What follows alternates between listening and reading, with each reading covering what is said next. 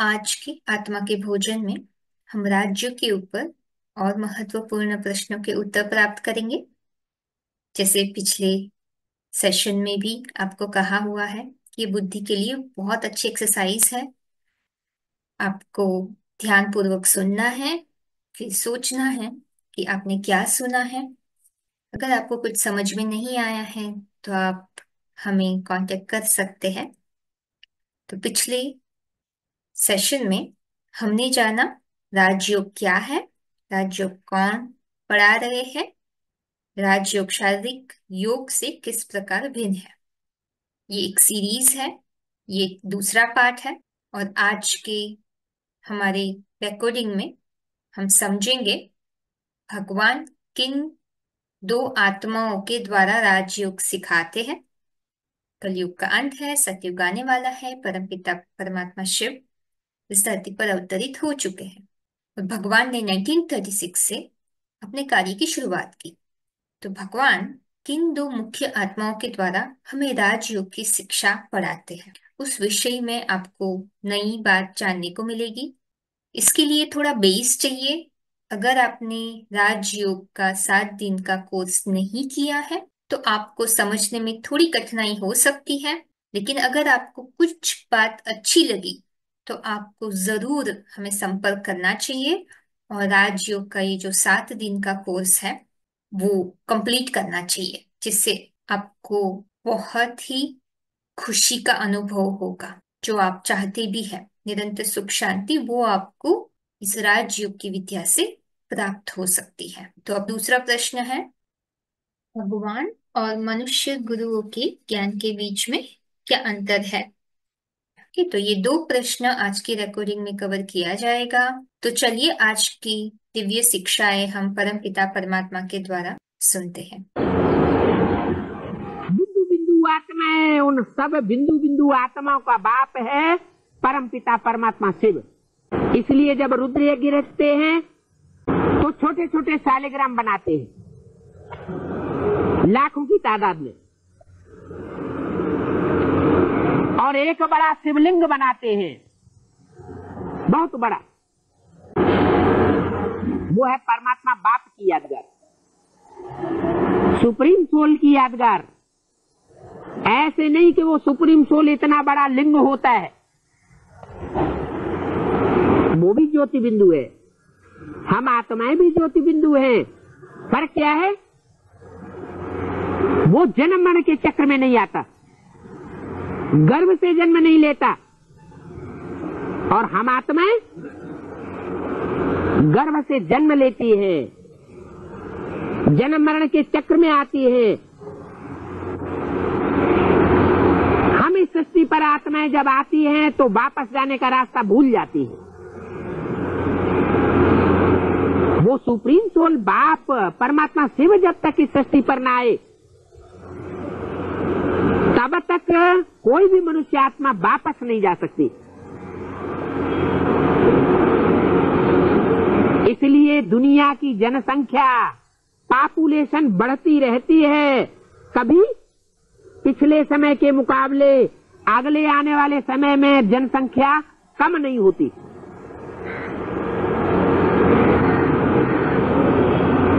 नई नई आत्माएं आती रहती है। इस सृष्टि के जंजाल में, जन्म मरण के चक्र में चक्कर काटती रहती है। उनको बाहर निकलने का रास्ता नहीं मिलता, दुखी होती रहती है, दुख बढ़ता जाता है। जितनी जास्ती पॉपुलेशन बढ़ेगी उतनी जास्ती अशांति बढ़ेगी। अति की जब अशांति हो जाती है तो वो आत्माओं का बाप कहो, वो इस मनुष्य सृष्टि का जो बीज है राम, उसमें प्रवेश करता है, जिसके लिए गीता में कहा गया है अहम बीज प्रद पिता, मैं ज्ञान का बीज बोने वाला पिता हूँ।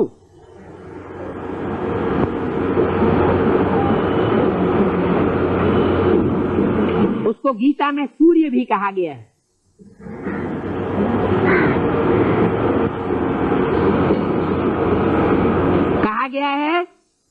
कि भगवान ने आकर जब इस सृष्टि पर ज्ञान दिया तो सबसे पहले सूर्य को दिया। ज्ञान सूर्य और ज्ञान चंद्रमा। माना राम की सोल ज्ञान सूर्य का पार्ट बजाती है और कृष्ण चंद्र की सोल चंद्रमा का पार्ट बजाती है। ब्रह्मा माना बड़ी माँ, माँ के रूप में प्यार देने का पार्ट बजाती है। कब से बजाती है? कलयुग के अंत में, जब क्राइस्ट के जन्म को 3000 वर्ष पूरे होने जाते हैं, उससे कुछ समय पहले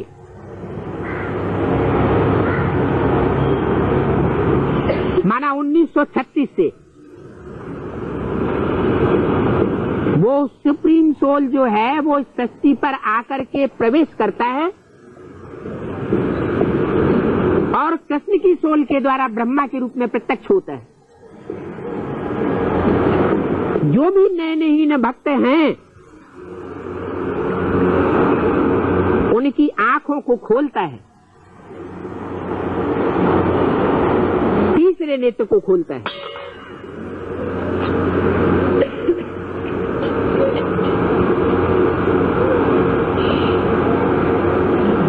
जो नयनहीन है वो अंदर से अनुभव करते हैं कि अब हमें तीसरा नेत्र मिल गया, जो पाना था सो पा लिया। इस मनुष्य जीवन का जो चरम उद्देश्य है वो हमें मिल चुका।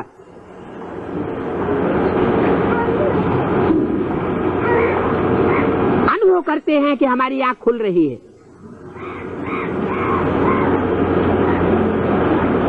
आंख भी दो प्रकार से खुलती है।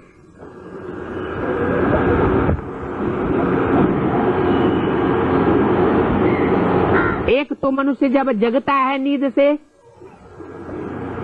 तो सवेरे सवेरे अलसाया हुआ होता है, आधा जागता हुआ आधा सोता हुआ।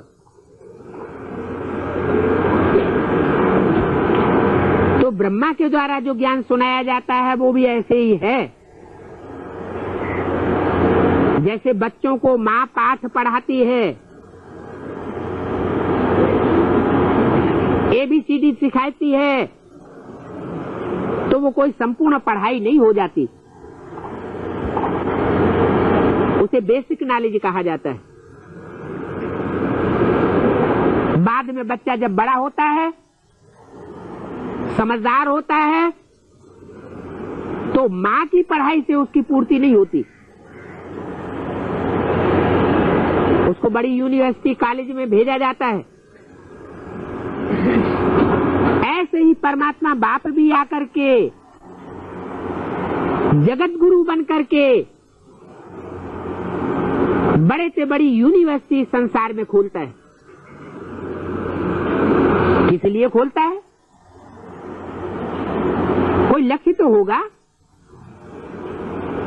मनुष्यों के द्वारा जो बनाई हुई यूनिवर्सिटीज हैं, विश्वविद्यालय हैं, उनमें डॉक्टर बनाए जाते हैं, मास्टर बनाए जाते हैं, वकील बनाए जाते हैं, इंजीनियर बनाए जाते हैं। ये लक्ष्य दिया जाता है पढ़ाई पढ़ने वालों को। भगवान आता है तो कौन सा लक्ष्य देता है? वो दुनिया का बड़े से बड़ा वह लक्ष्य देता है जो दुनिया का कोई भी गुरु वो पढ़ाई नहीं पढ़ा सका। दुनिया के किसी मनुष्य मात्र ने मनुष्य को देवता नहीं बना पाया। गीता में जो ज्ञान है, मनुष्यों के द्वारा लिखी हुई गीता है, उसमें भी वो लक्ष्य दिया हुआ है कि भगवान ने नर अर्जुन को ऐसा ज्ञान दिया जो नर अर्जुन नर से नारायण बना और नारी द्रौपदी लक्ष्मी बनी। ये नर से नारायण और नारी से लक्ष्मी बनाने का ज्ञान परमात्मा बाप के सिवाय कोई दे ही नहीं सकता।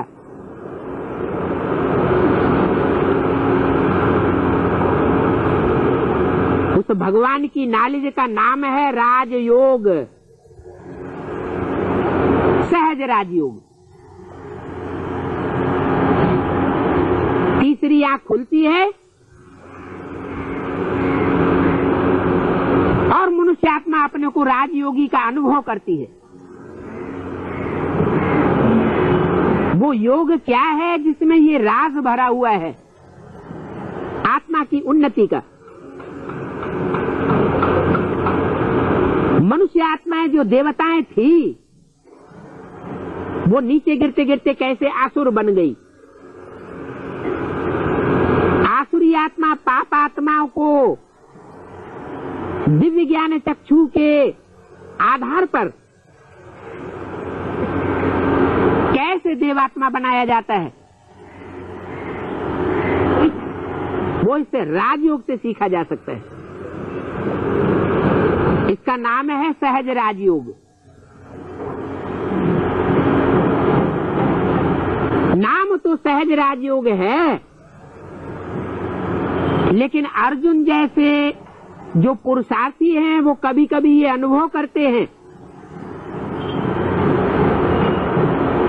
कि मैं इस ज्ञान की तीक्ष्णता को सहन नहीं कर सकता। इसलिए गीता में लिख दिया है कि हजारों सूर्यों से भी ज्यादा तीक्ष्ण रोशनी वाला ये ज्ञान है, लेकिन ऐसी कोई बात नहीं। इसकी तीक्ष्णता, इसका तलखीलापन, इसकी मार उन आत्माओं को अनुभव होती है जो परमात्मा बाप को पहचान कर भी उसके बताए हुए रास्ते को समझकर भी उल्टी चलन चलते हैं। परमात्मा बाप श्रेष्ठ मत देने वाला है। उस श्रेष्ठ मत को त्याग कर मनुष्यों की मत पर चल पड़ते हैं या मन मत पर चल पड़ते हैं, तब वो ज्ञान भी उनको बहुत तीक्ष्ण लगता है। कहते हैं ज्ञान में जब नहीं आए थे तब हमारी अवस्था बहुत अच्छी थी, जब से ज्ञान में चले हमारी अवस्था खराब होती जा रही है। जब से एडवांस में आए हैं तब से हम अपवित्र होते चले जा रहे हैं, हमारी गिरती कला होती जा रही है। या बेसिक नॉलेज में हम बड़े अच्छे चल रहे थे, इस एडवांस नॉलेज में हम नीचे गिरते जा रहे हैं। कारण क्या होता है? अपने अंदर झांक करके नहीं देखेंगे कि हमने क्या गलती की है। तीसरा नेत्र देने वाले ने तो दिव्य चक्षु दिया, ज्ञान का तीसरा नेत्र दिया, लेकिन ये नहीं ध्यान देते ज्ञान कहां से आता है। ज्ञान एक निराकार परमपिता परमात्मा शिव से आता है और अज्ञान मनुष्य गुरुओं से आता है। इन्हें इब्राहिम, बुद्ध, क्राइस्ट, गुरु नानक, विवेकानंद आदि से आ रहा। अगर अज्ञान ना आया होता तो दुनिया ऊंची चढ़ती या नीचे गिरती? दुनिया नीचे गिरती जा रही है हजारों वर्षों से या ऊंचा चढ़ती जा रही है? दुख दर्द बढ़ते जा रहे हैं या घटते जा रहे हैं? सुख शांति बढ़ती जा रही है या घटती जा रही है? क्या हो रहा है? दुख और अशांति की दुनिया बढ़ती चली जा रही है। मनुष्य गुरुओं के ज्ञान से दुनिया नीचे गिरती है, दुख अशांति बढ़ती है, नरक बनता है दुनिया। और परमात्मा बाप जब आकर के सृष्टि पर ज्ञान देते हैं तो मनुष्यों के अंदर से आत्मा का सुधार होता है, मन बुद्धि का सुधार होता है। अपने अंदर आत्मा फील करती है कि हम देवत्व की तरफ जा रहे हैं, तो वो तीसरा नेत्र खोलने वाला बाप इस सृष्टि पर आया हुआ है, तीसरा नेत्र खोल रहा है, लेकिन एक शर्त है। वो शर्त ये है कि दुनिया का जो श्रेष्ठ से श्रेष्ठ पार्टधारी है, उस श्रेष्ठ से श्रेष्ठ पार्टधारी को, हीरो पार्टधारी को पहचानो और पहचान करके उसकी श्रेष्ठ मत पर चलो। भारत तो अविनाशी खंड है,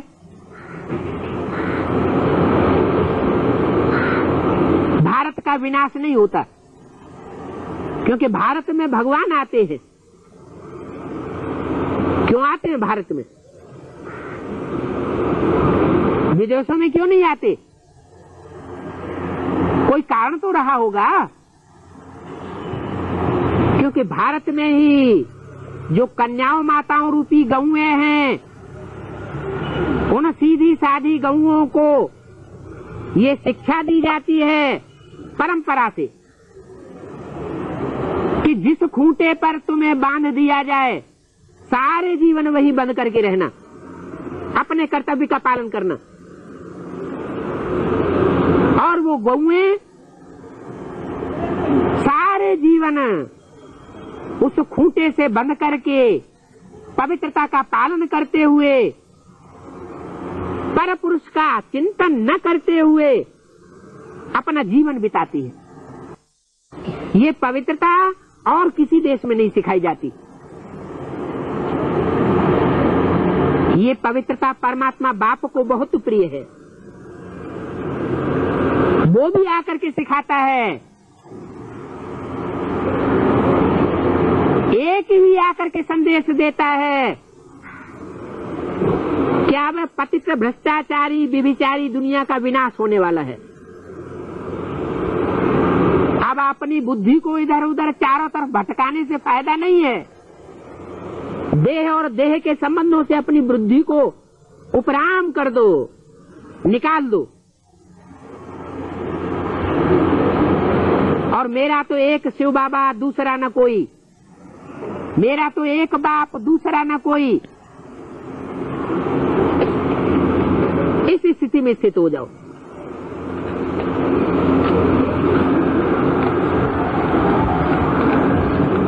अभी वो स्थिति किसी की बनी नहीं है। कैसी स्थिति? जो अंदर से ये आवाज आए, मेरा तो एक शिव बाबा दूसरा न कोई, मेरा तो एक परमपिता परमात्मा, मेरे तो गिरधर गोपाल दूसरों न कोई। घड़ी घड़ी अनिश्चय पैदा हो जाता है उस परमात्मा पार्ट पर। निश्चय और अनिश्चय के जनमन के चक्र में आत्मा डोलती रहती है।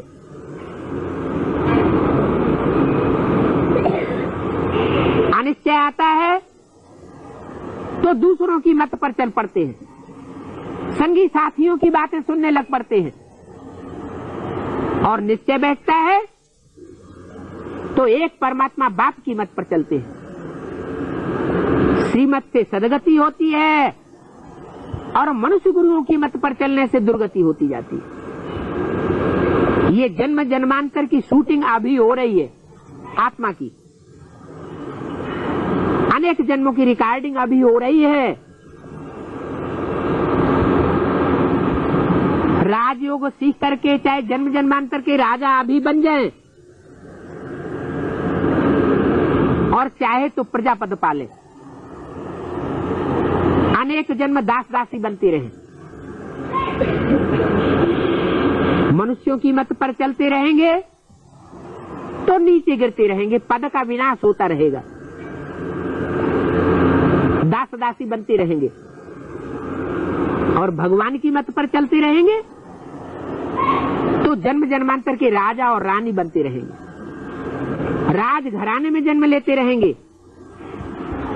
दुनिया के इतने बड़े बड़े राजाएं हुए हैं, राज परिवार हुए हैं, उन राजाओं को राजाई किसने सिखाई? कब सिखाई? कभी तो सिखाई होगी, कोई ने तो सिखाई होगी। तो ये टाइम अब चल रहा है। परमात्मा बाप आकर के जन्म जन्मांतर का राजा बच्चा बनाने के लिए आया हुआ है, राजयोग सिखाए रहा है। उस राजाओं का राजा बनाने वाले को, जो महाराजा बनाने वाला है, जो साधारण रूप में सृष्टि पर कार्य कर रहा है, उसको पक्का पक्का पहचान कर अब उसको धोखा नहीं देना चाहिए। अब भी अगर पहचान कर धोखा देते रहेंगे, मुकरते रहेंगे, तो अब कोई संभालने वाला नहीं है। अपनी मुट्ठी में अपनी तकदीर है, चाहे तो उस तकदीर को बनाए या बिगाड़े। ओम शांति।